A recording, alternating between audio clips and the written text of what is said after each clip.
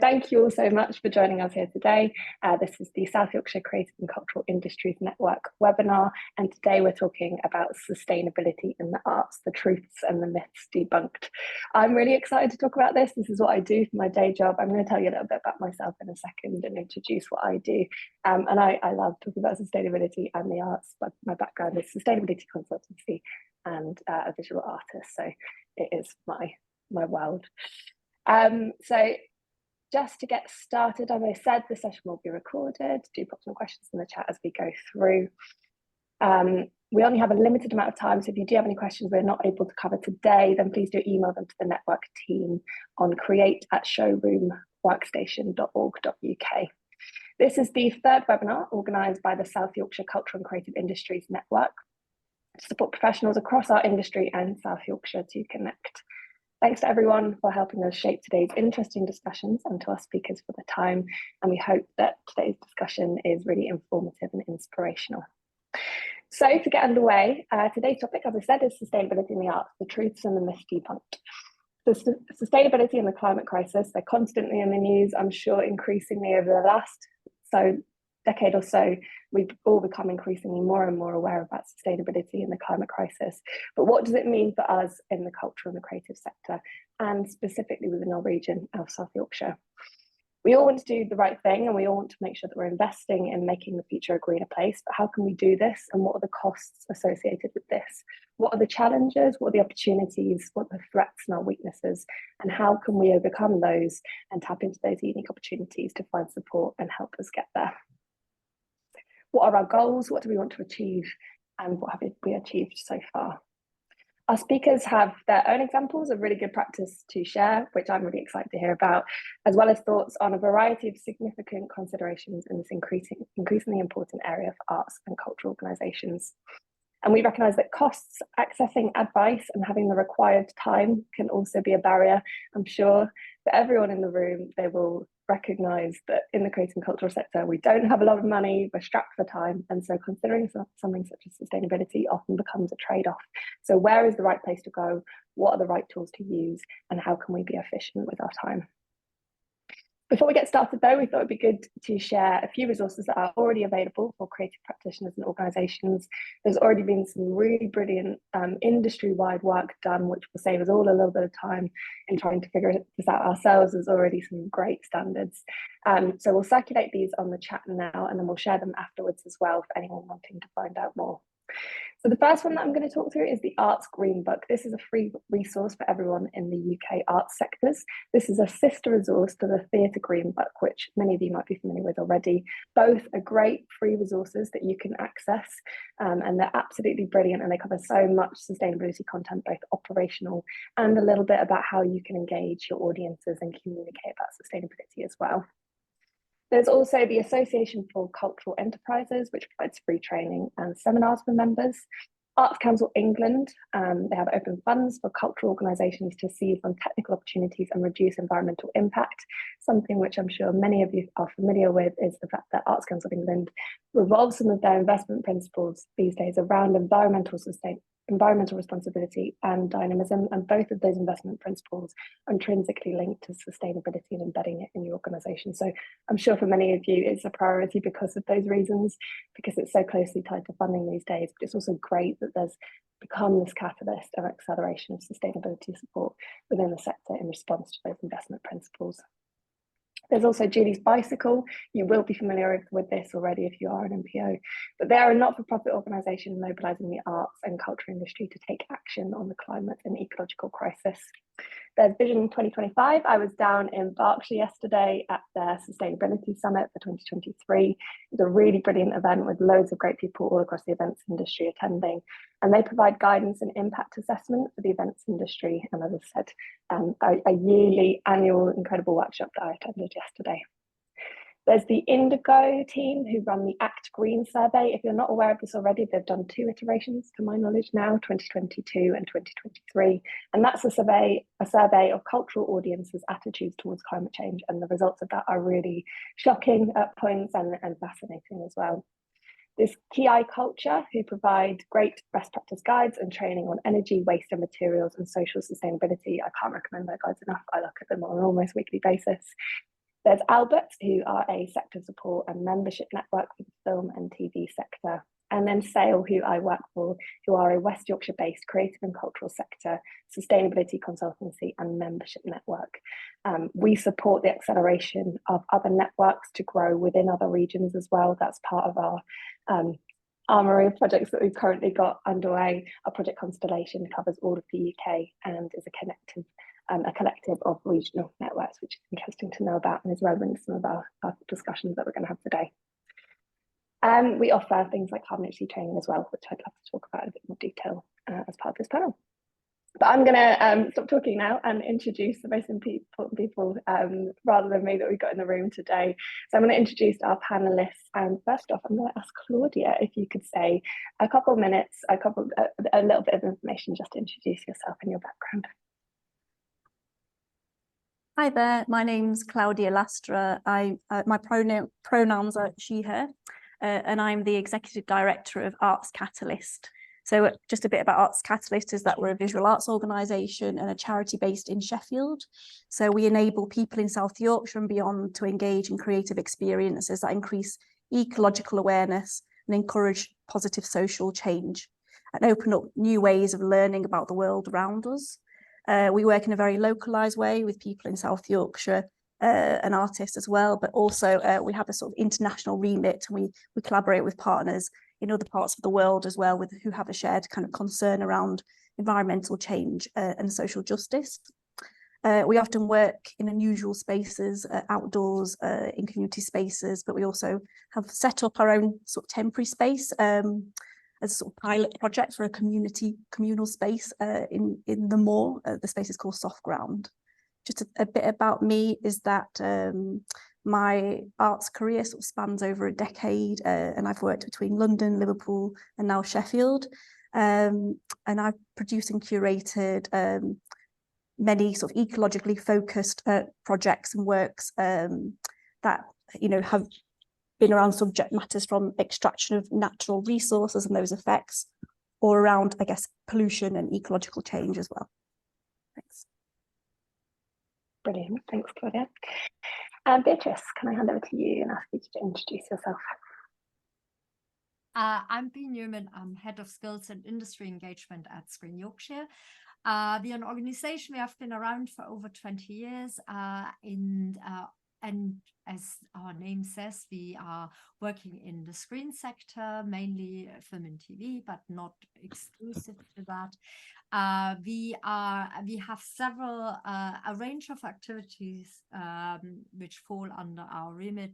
So we have skills and talent training, and the skills bit is the one which is part of my remit. And then we have film office. The film office works with productions who shoot and work in Yorkshire.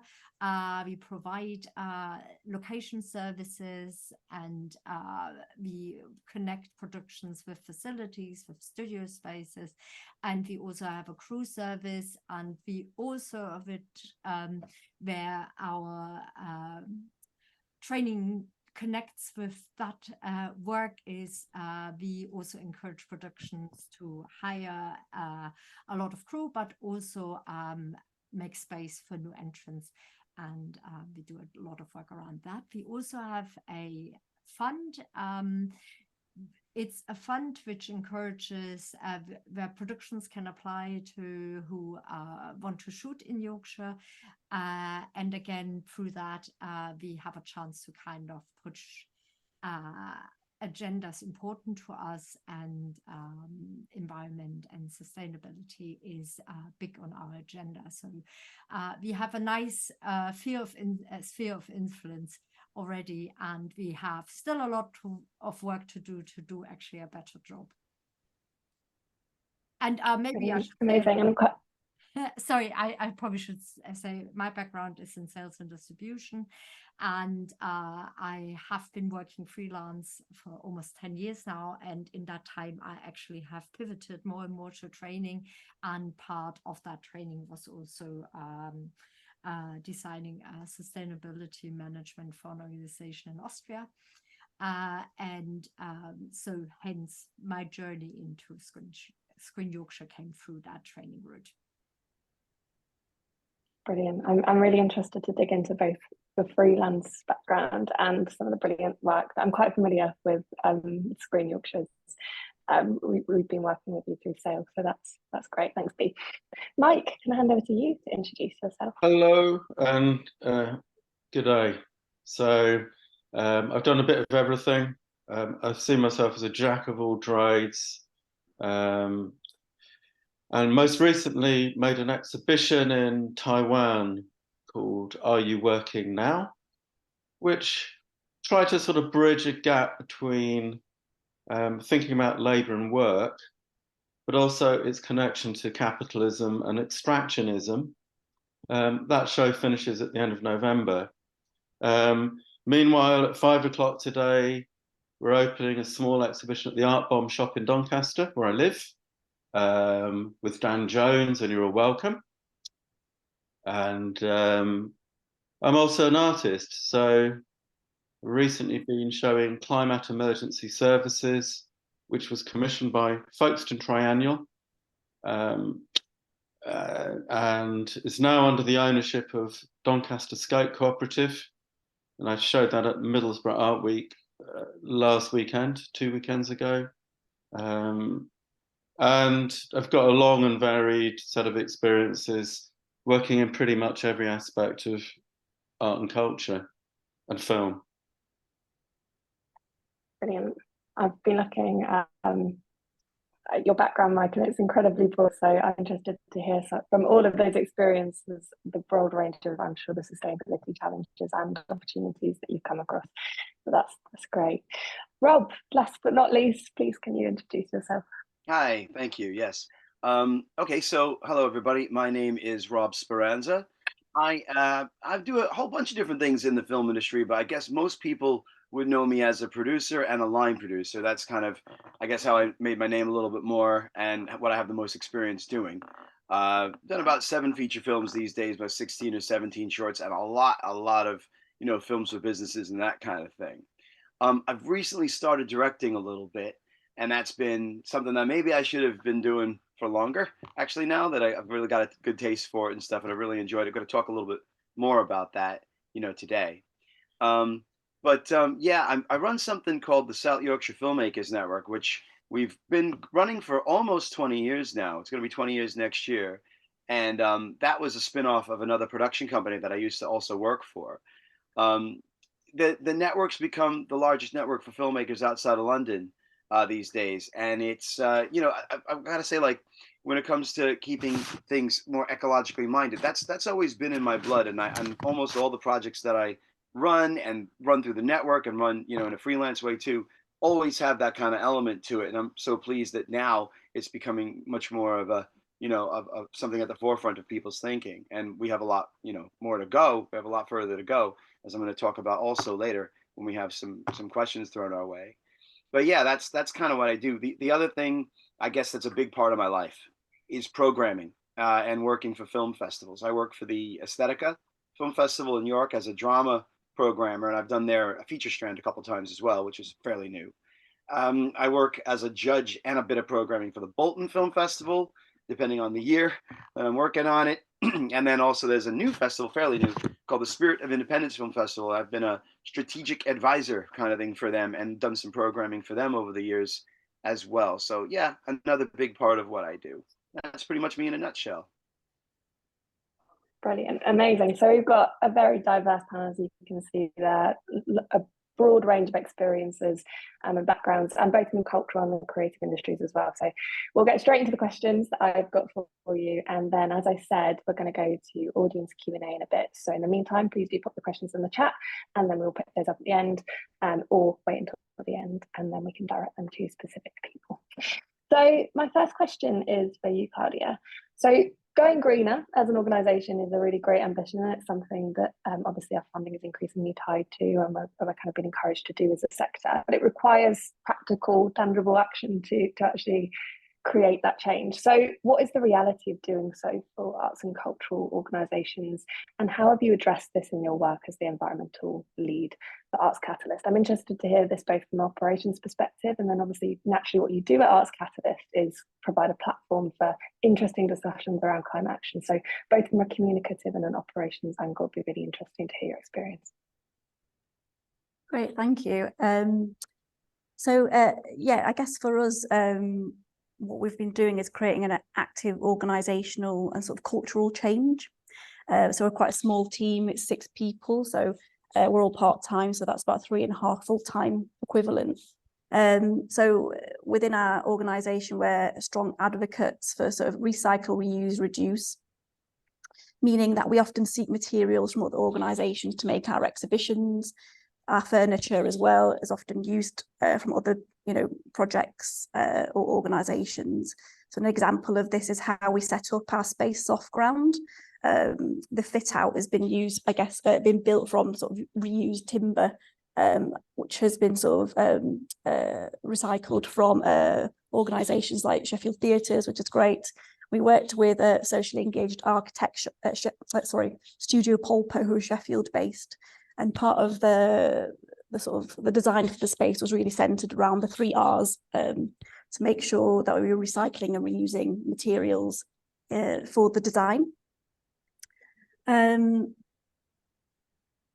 always thinking of ways that we can reduce our impact, but there's also ways that we thought we needed help. So recently we've had carbon literacy training with SAIL.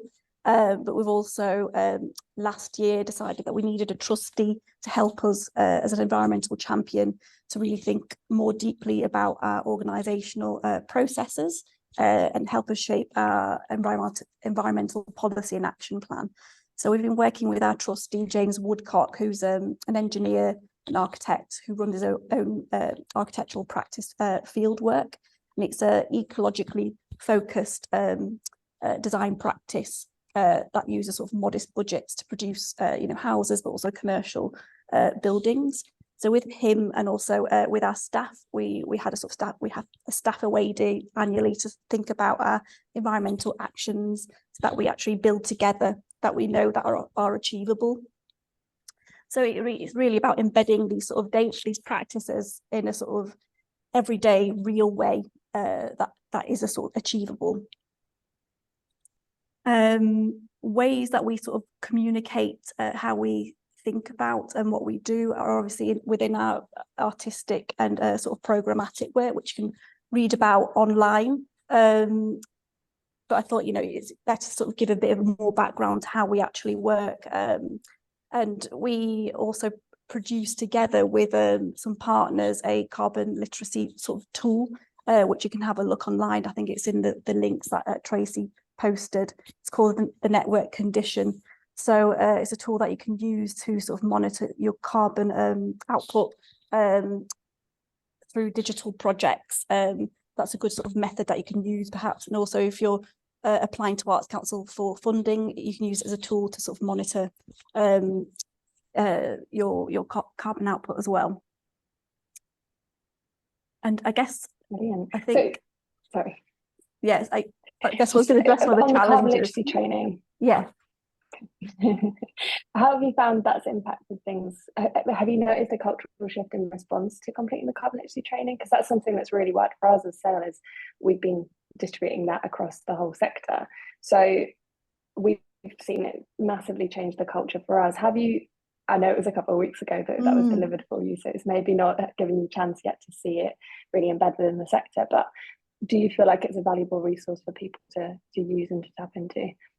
I think it's really very valuable, essentially, because it's sort of, you can sort of embed these processes, but to really understand the impact and make it personal, training is really essential. So I think everyone should have it and do it.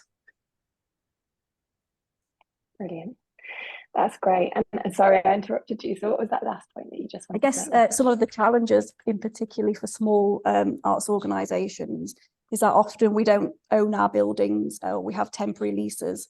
So essentially, we don't have the permission to either adapt buildings to make them sort of retrofit them so that the buildings are more efficient, but also if you have a temporary lease like we do now, there's not much that we can do in terms of applying for funding, because we often need for capital funding to have a sort of a long-term sort of 10-year lease. So there's a lot of challenges, particularly for small organisations with sort of precarious leases, that you can't necessarily always do the best you can in a building to make sure that it's retrofitted to reduce, the use of energy, but you can sort of make sort of DIY retrofitting, like I guess DIY secondary glazing or reusing materials.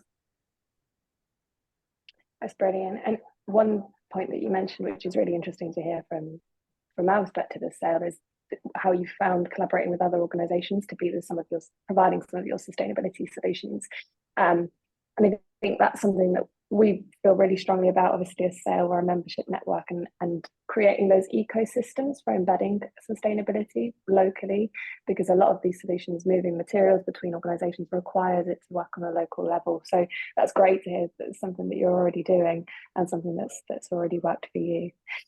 So just Mike, staying in the, sorry. That's one thing. Soon we'll actually be sharing an actual resource list of the materials that we actually do have in our space. We'll be sharing it with organisations in South Yorkshire quite soon. That's brilliant. That's absolutely great.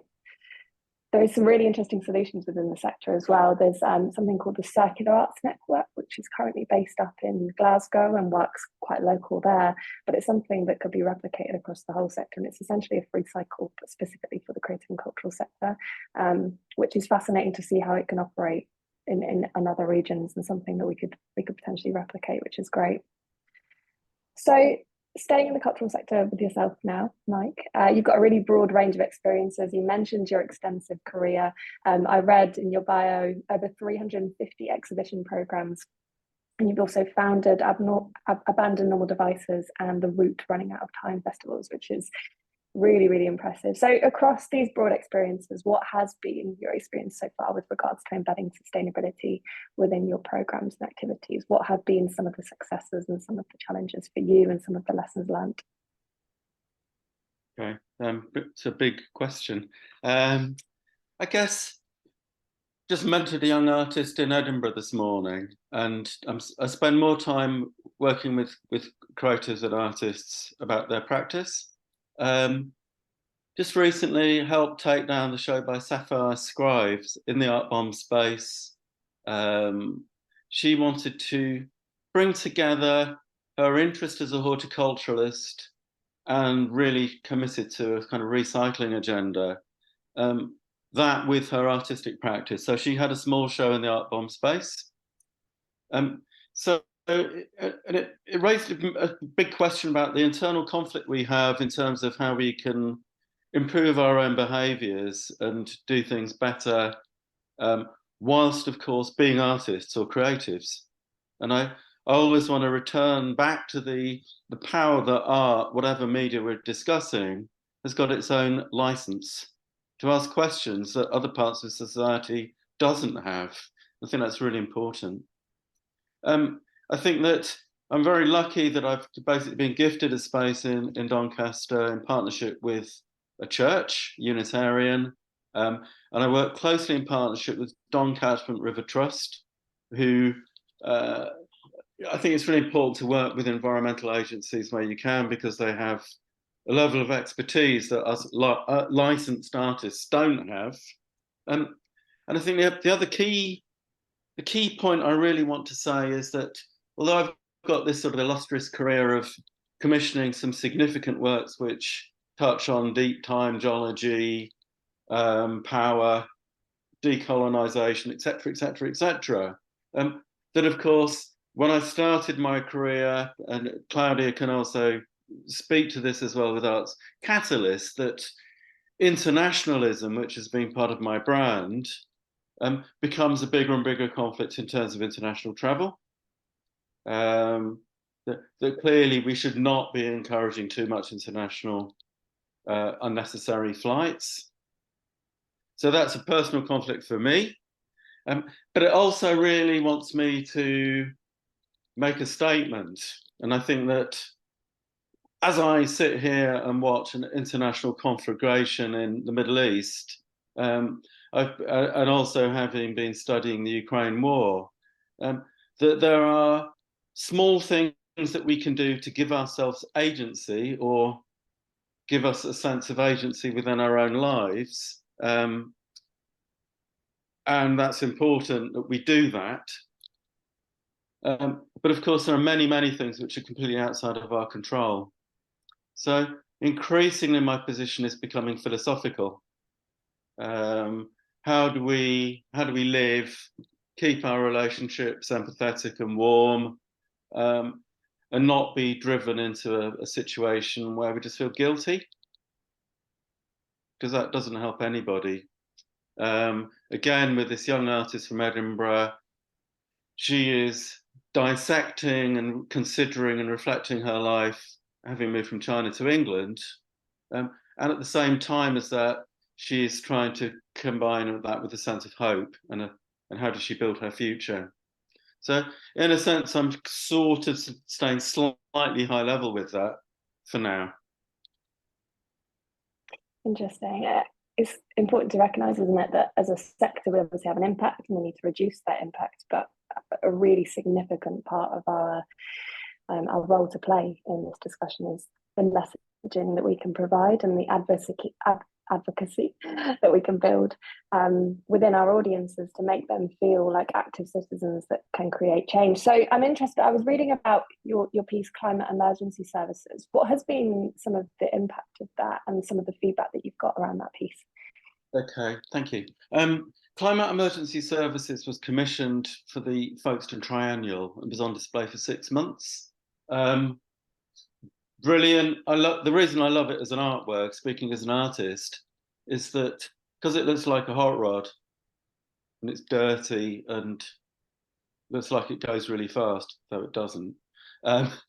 It attracts a lot of people who would not normally engage in these kinds of debates, young boys who couldn't really give a shit about the environment, or a lot of them couldn't. So it's, in a way, it's talking about some of these issues through stealth, and it's really important to me as someone who speaks under the belief that they've got a working class heritage, not to be talking just to the same people who are already converted. I think that's our biggest job, is to speak in the vernacular and engage with people who are either can't afford to engage with this stuff because of austerity, or weren't given any access to a higher education or whatever, and they just want to feed their kids and afford the bus fare. So that's its success. I managed to really pull in a load of people to talk about forest fires in Australia where 120 people died by using a traditional flame job on a van with a blower on the front. Its failure was that it's diesel, it's dirty. But I've had a long conversation with the curators in Folkestone about that when we commissioned it. All we could afford was a diesel vehicle. And at that point, it wasn't possible to have an electric van. They weren't practical 4 years ago when we started the project, and it's a lot of cash. That also, of course, leads into what we might mean by exporting our problems to other parts of the world. As great that we can have control of our immediate conditions, and we have that affordance, but of course it's also part of our colonial history to export that elsewhere, the problem side of it. But I did get, I basically got questioned as to why I was driving a dirty diesel vehicle around to make a point about climate change. I did take it to COP26 with Extinction Rebellion, and I did take part in a few demonstrations with it. I have parked it in various squares around the country and just see what happens as an experimentalist. And now I'm very, very happy that it is retaining its livery and its images and artwork, but it's now under the ownership of Doncaster Skate Cooperative, who are going to use it as a mobile lab and workshop vehicle for skating, a human-powered form of transport. So I'm very, very pleased with where it's ended up. Brilliant.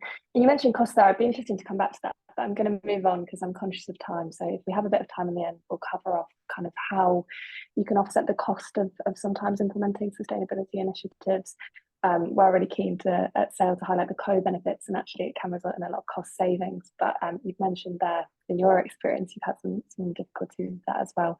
But B, moving on to yourself now and over to the creative sector as well. It'd be really interesting to hear your perspective, both as we discuss as a freelance individual within the sector and within the Screen Yorkshire team. So specifically with regards to kind of training and funding programs, what good examples have you seen within the sector?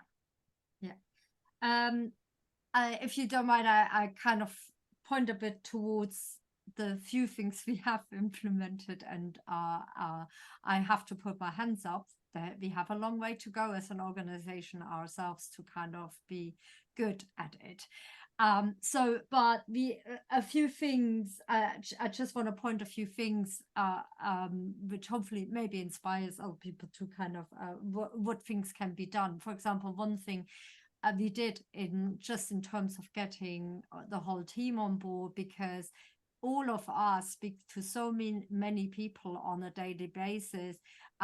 We thought it was really important that everybody kind of actually has a good amount of awareness. So every team member had to actually take part in the Albert sustainability training, which is free online, so it's very accessible, which is really great. I do want to have a bit of a chat about what I think in terms of training we maybe need to look at.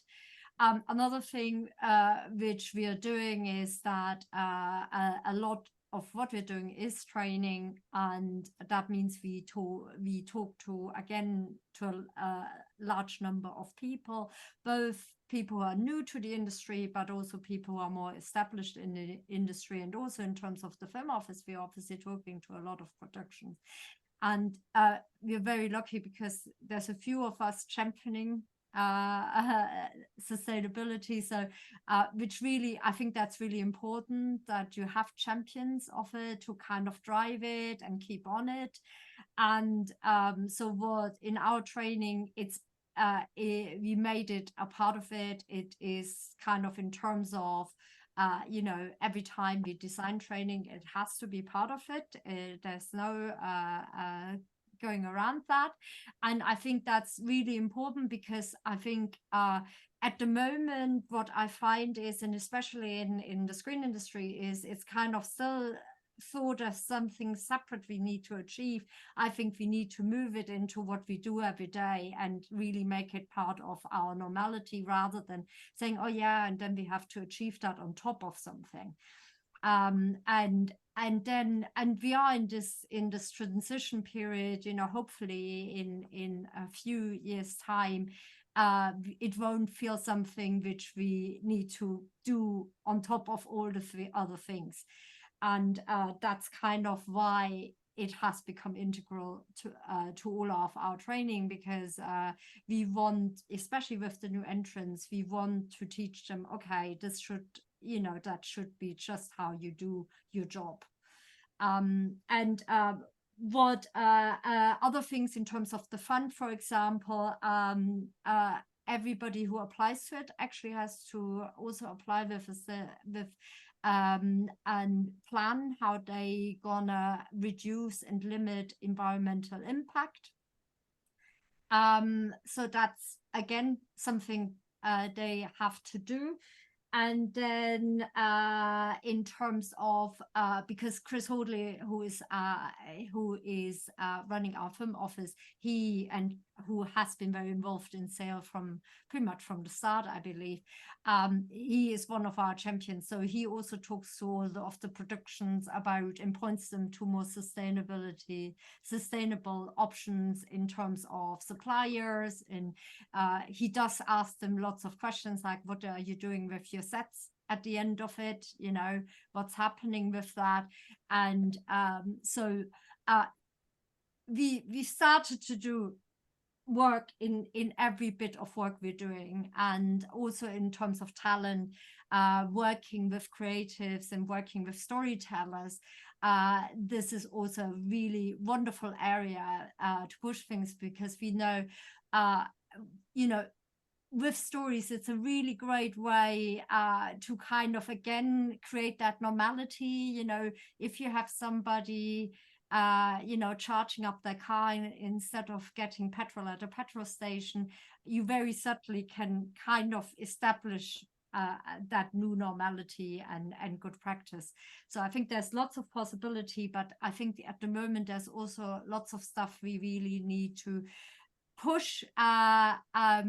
I'm quite hopeful because what really helps our industry at the moment is that the BFI really has taken on the baton in terms of pushing that agenda, and that really I really can start that the wheels are moving a bit more now. And there's a bit more of a momentum behind it.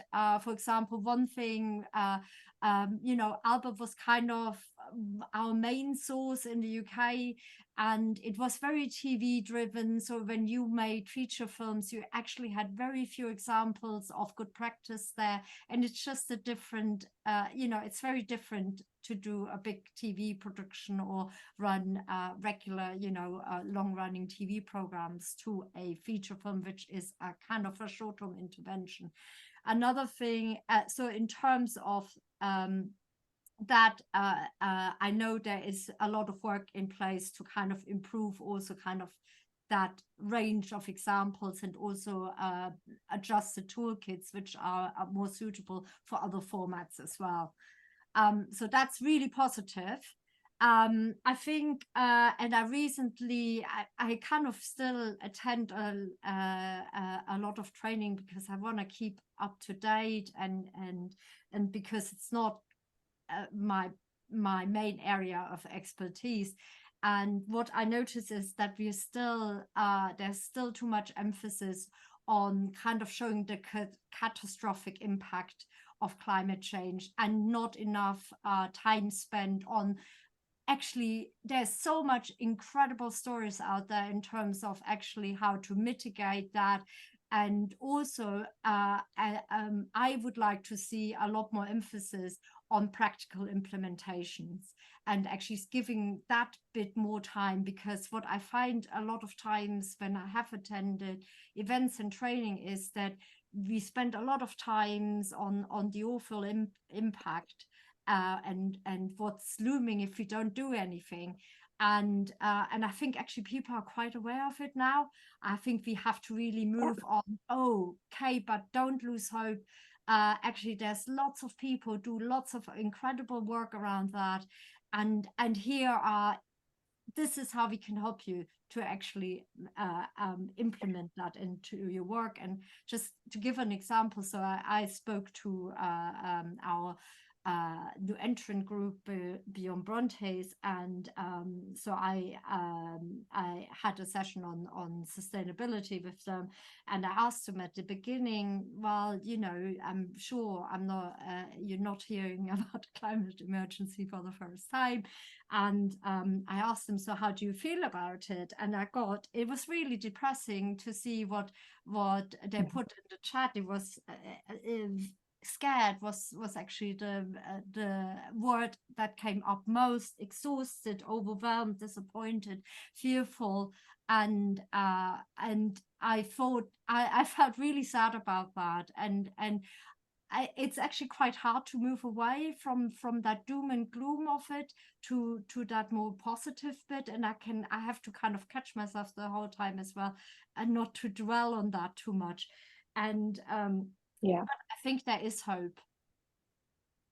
And totally, yeah. I think something that needs to be reiterated more is, I totally agree with you, is that we have the complete political, the complete technical and physical capability of stopping climate change. We still have time. What we lack is the political and the social will, which is why we as creative and cultural voices have such an impact with this, because we can create agency within our audiences. So we really do need to recognise the power that we hold as a sector in creating change. I'm going to move on, if that's okay, Bea, just because I'm conscious of time. It's really interesting to hear some of the things that you've been doing at Screen Yorkshire, and I hear it both through my own role at Sale, and it's great to hear from this panel as well. So Rob, coming to you now, as a filmmaker working directly within the film and TV industry as a producer, line producer, lots of different roles, how have you introduced the principles of sustainability within your recent work? Do you think considering sustainability has changed the way that you worked and indeed the final product? And do you think your audiences and the wider stakeholders are considering this as well?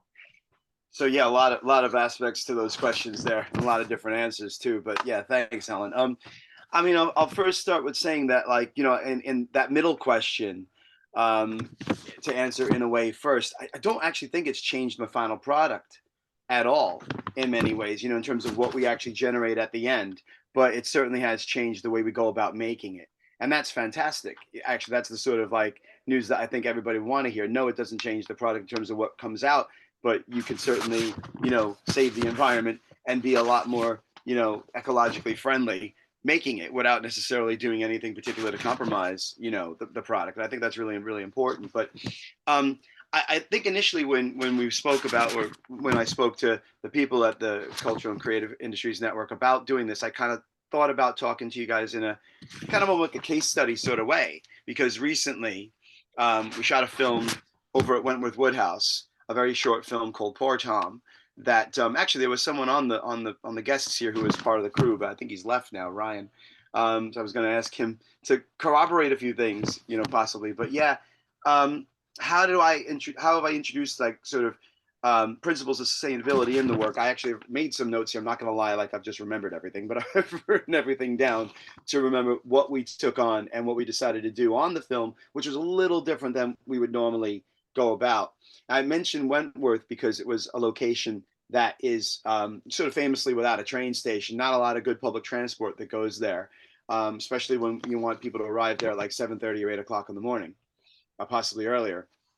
And so what we decided to do is take on some of the aspects of what you've mentioned, the Albert certification. Now, I won't like lie about it and say that we were so organized that we that we got ourselves registered with the Albert certification in advance. That'll certainly be in my next film. But I certainly took on some of the things that Albert are, you know, in their production handbook, their toolkit they've got online.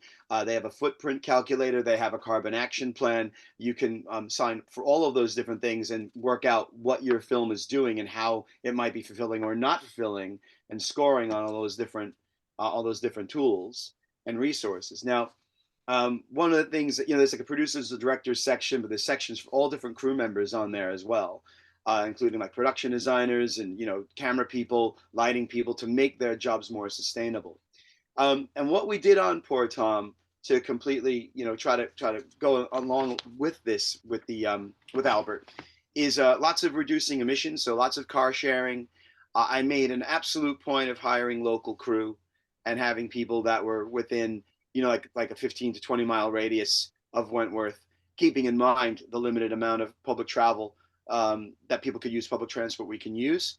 There was no public transport to Wentworth, so like where I could, the only people that came from London came from up on the train. That was the cast, a few of the cast. And this was the first time I think on a film as well that I had so little printing. I really, really reduced my use of paper on this, you know, so that people could refer to their documents, scripts, call sheets, schedules, you know, all that sort of stuff that you normally have on a film set. And I had a very, very limited amount of paper on the set. I also did away with something that is normally an everyday thing on a film set, what we call sides.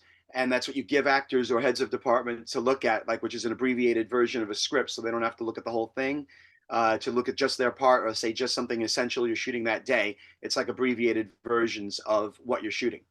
And we didn't do that at all. We didn't print them. I didn't make them. I said, no, if you want that, we're going to do it in a different way and look at it digitally. So that was a big saving. And I also, I think on this film, I had the least amount of waste. That's what I wanted to have Ryan perhaps corroborate, because he was one of my production crew members, production assistants, who was in charge of getting rid of a lot of that stuff at the end of the day. And we had the least amount, I feel ever, of actual waste, like one maybe bin bag, half a bin bag at the end of every day. I made a point of talking to my caterers to make sure we had reduced our food waste and used all of our food. And if there was any food left at the end of the day, for people to know that they could come and take it. It's one of my bugbears, and it's been ever since I was a little kid, actually. it's been in my blood about food waste. Big deal for me. Really hate it. Can't stand it. If it starts happening, I have a big conniption about it. So, you know, we really worked on that quite hard and made sure our caterers looked after things as well. So there's very little left over at the end of the day that got, you know, I don't think anything got actually chucked away when it comes to food or drinks, which was brilliant. And also to reduce our travel and our carbon footprint, I didn't plan on this at first, but we used just one location for the film, for all the locations in the film. Everything was shot at Wentworth Woodhouse. That was not the original plan for the project, but we decided to kind of do it that way and managed to make it work for the script by reducing all the travel, you know, between you know, multiple different locations that were in the script and stuff. We had zero waste for costume and props, because everything was either reused or taken by the costume designer and production designer for use again in other projects and stored in their warehouse. So nothing was thrown away from either department. And we only had one new costume made for the film. All the other costumes were taken out of the arsenal of costumes that already existed from our costume designer. And you know, we also had the smaller things too, like, you know, asking the cast and crew to bring refillable water bottles, and we don't keep using, you know, water bottles like this all the time. For example, this one I use a lot in my office, you know, just to say. So all of those different things, I think we, you know, we tried to hit a lot of that. And even though I didn't register for the Albert certification, so I can use it on my clapperboards and my website and everything else I would have, we did, you know, employ quite a bit of what Albert would normally suggest. So I would kind of say, even if you're not in the film industry, check out that Albert website, that wearealbert.org, because you know what? As to build on what B was saying before, right?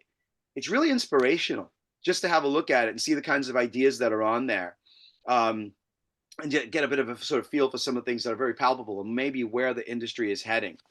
The other thing that you asked, Helen, was do I think that my audiences are taking things into account?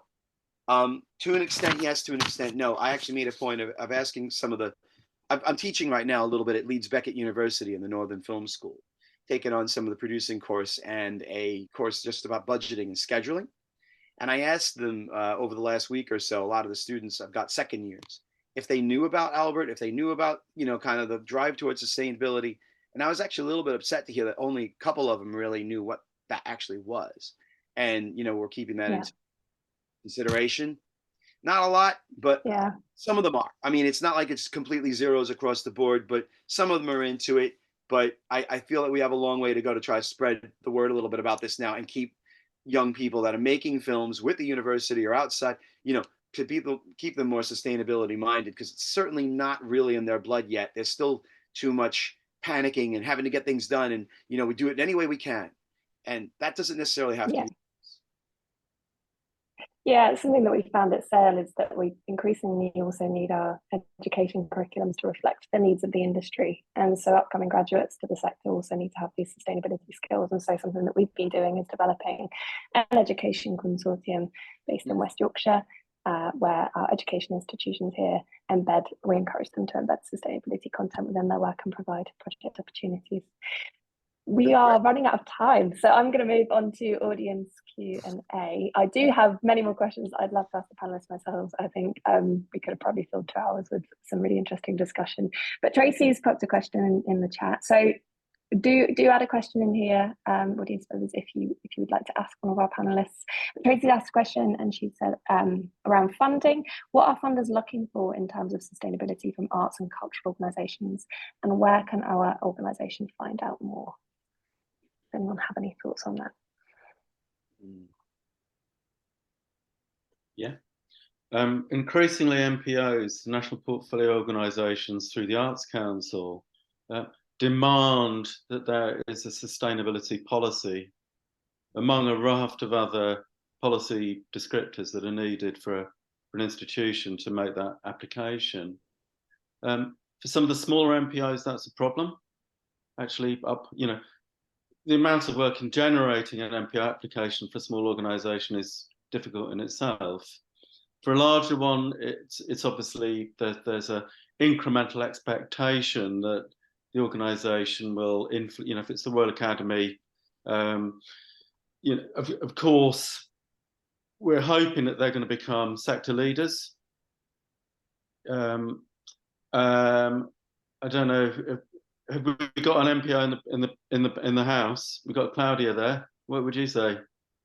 I think a lot of funders, the ones who are much more responsive to the, not just the climate emergencies, but, I guess inequalities as well. So like Arts Council, National Lottery, Community Foundation. So part of their funding, Arts Council project funding, but also community foundations funding applications, you need to be able to address environmental responsibility and sustainability in those applications. So that's very present in terms of what your actions will be, in particular for the community foundation grant. I know that, I guess if there's a capital development per se, you need to have an outline on how it's going to be environmentally responsible. So a lot of funders are implementing it into their strategies, the sort of larger funders, and in particular, I guess, Esme Fairbairn, funding a lot of research as well as Wellcome Trust around the sort of climate crisis and the social justice in terms of, what's actually produced from climate issues as well. So there is funding out there, but I would say, as far as I'm concerned, it's quite limited in terms of how do you improve your organisation, unless you're putting in a larger sort of capital bid around transforming your building. But as I said, it's quite difficult for small organisations or when you have a precarious lease. So yeah, I think there is a gap definitely in terms of funding.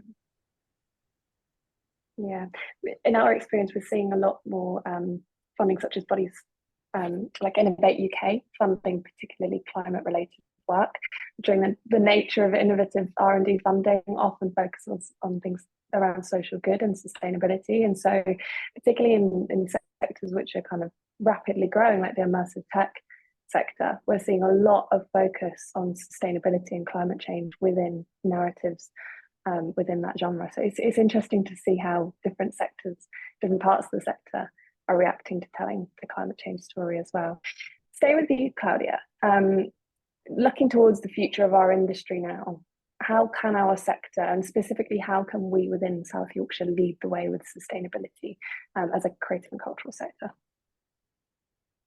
I think this is definitely something that we've been looking to do, is sort of co-create a cultural and climate network within Sheffield and perhaps South Yorkshire as well. And I think this is something we've been talking to Zeit Gallery about, and also in the Culture Consortium in Sheffield. But there's already a lot of great work that's being done, I guess, with the South Yorkshire Climate Alliance. But as cultural organisations, I really feel like we have an opportunity and a responsibility to use our creative skills to inspire people through art and make active changes in our organisations to become more environmentally sustainable, and be a sort of leader in the city and sort of wider region. So we've got an opportunity, essentially, because of the hundreds of thousands and perhaps millions of people that we're able to reach through our work and transform the way that people think about sustainability as well. Absolutely, absolutely. And a lot of this relies on collaboration as well between organisations, as we've discussed. So creating those networks for that exchange is something that obviously we're doing at SAIL, but we'd love to see grow and develop in other sectors. And it sounds like you're already doing a lot of that in South Yorkshire. I'd love to hear from the audience, so do ask any questions that you might have in the chat, or as we've suggested, also you're welcome to come on camera and ask the question yourself. So if you would like to do that, I think you can pop your hand up and do feel free to turn on your camera and ask any questions. We've got a few more minutes until we hand over to Nick, who's going to do a sum up of the session, some of the key reflections for today. So I'm going to ask a few more questions, but then we will prioritise your questions if they pop up in the chat. Mike, is enough being done overall in the sector, and what do you think we can further and do to improve things? It's a broad question, but it'd be interesting to hear some of your thoughts about that. Okay. Again, it's about thinking about what one can achieve, what one can influence. this evening there is a South Yorkshire creative meeting taking place at the Mansion House, and providing he's not running up to Westminster, Ed Miliband should be in attendance. So he's our local MP, who I think personally he's done a pretty damn good job of raising an environmental agenda within Parliament. So lobbying Parliament through local MPs is something to do. Obviously, we are trying to protect our relationships with funding agencies, etc. But it's important that we keep them to working in a good way and remind them as to how they can improve their own practice. As I said before, don't bash yourself over the head. That if we're useless or in pain and guilty, we're not providing that hopeful future that beer is actually asking us to underlie in terms of kind of creating hope in society. On a practical level, speaking for myself, use less, do less. We're also kind of trying to overproduce on a sort of constant basis. It's unhealthy. And again, I connect that to this conversation around total capitalism. And I suppose, just to say and put it out there, that Art Bomb has hosted quite a lot of different artists from around the region, including the Bear Project, who came to a little mini residency. I'm talking to some other Sheffield-based artists about doing projects in Donny. We are open for collaboration. And again, DRCT, Don Catchment River Trust, have just got a significant grant to do a project called All Hands on the Don. And that builds on the residencies that we did last year called Symbiosis, which was funded through the Combined Authority, working with Art Bomb. And so I think that, yeah, low-cost residencies for local artists is a great thing to do. So it's about building knowledge and networks and, in a way, letting people do what they want to do. There's so many restraints on what we think that we can do. Sometimes just letting people do what they want to do is fine. Brilliant.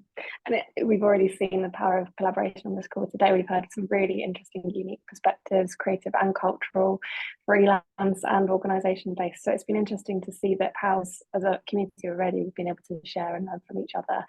It's interesting that you mentioned the capitalism, the big C word, which often gets thrown into sustainability conversations. And we do operate within a system, which means that embedding sustainability within our businesses is really hard.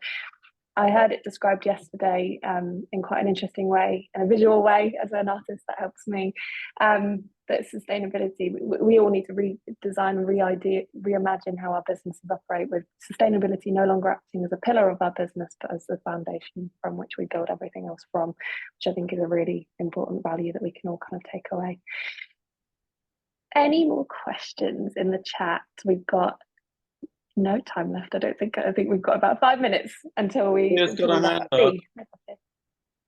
Yeah, I was just going to say, I think there is. I really agree with Mike that we really have to up the pressure in terms of influencing government policy, but actually lawmaking. I think in terms of making it affordable and actually, the broader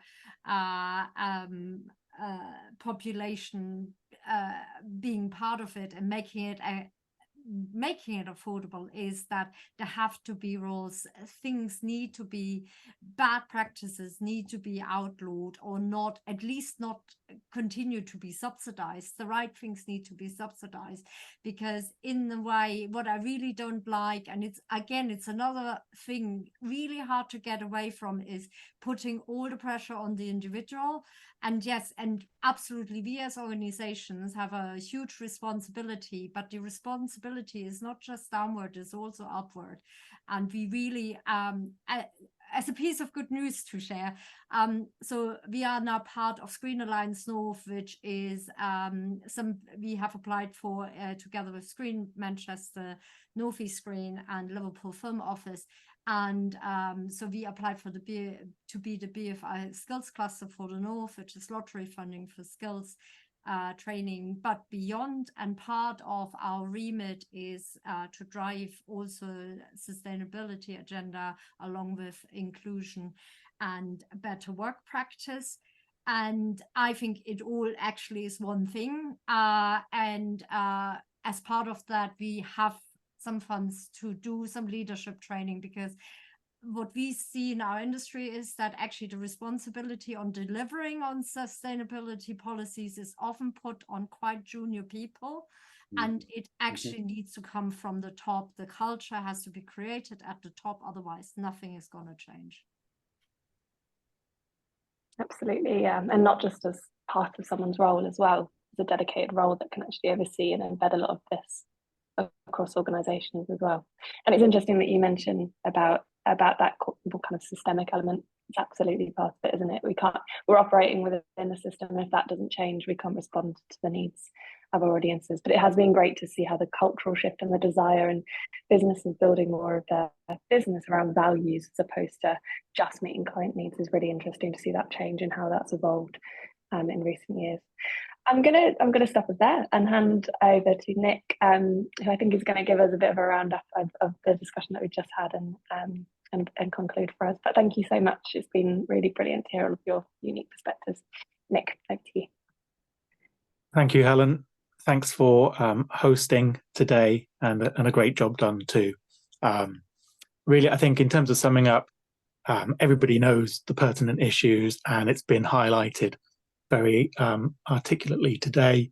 And I would just encourage that there is ongoing collaboration and shared learning, and that telling of the story that South Yorkshire has such a rich opportunity to do so.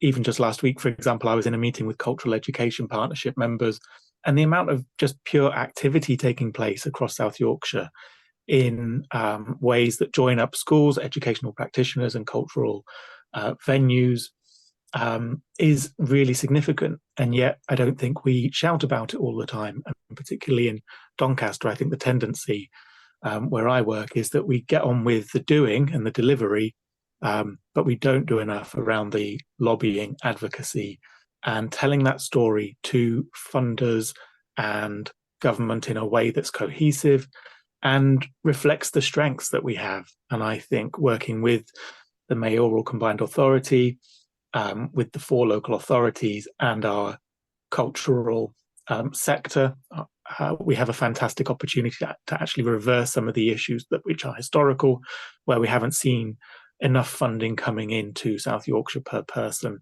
I think through collaboration and that shared learning and that shared narrative, whilst focusing on local need and local variances, we can really address this. I wanted to say thank you again to Helen. Great job. Really appreciate it. And I'll continue to work behind the scenes with Ian Wild from the Showroom in Sheffield, brilliantly supported by Kaylee Worsley and Tracy from KRWPR, who do an awful lot behind the scenes to help make these network meetings happen. We'd be really interested in, and we will put a call out for what you would like to see as network members at the next webinar or session. And I'm particularly interested in bringing back an in-person networking event as well, because I think post-COVID, we've all spent a lot of time online, and it's just great to see everybody at a venue somewhere in South Yorkshire.